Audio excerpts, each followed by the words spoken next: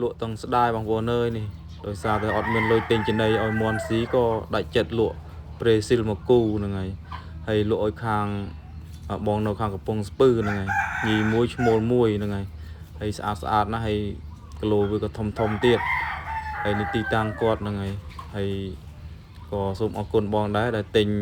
ពីខ្ញុំទៅ2 3 ដងហើយបាទទិញកូនមន់អេស៊ីបក៏ទិញហើយប្រេស៊ីលនេះក៏ទិញទៅទៀត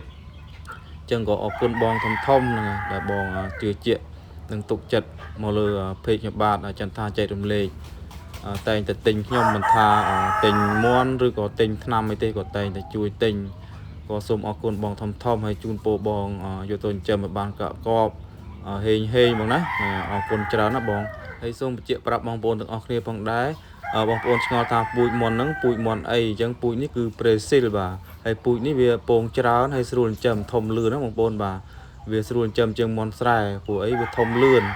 បាទវាដូចថាកូនវាកើតមកអុកលឿនណាធំលឿនណាឆ្លោះលឿនហ្នឹងហើយពូជនេះស្រួលចិញ្ចឹម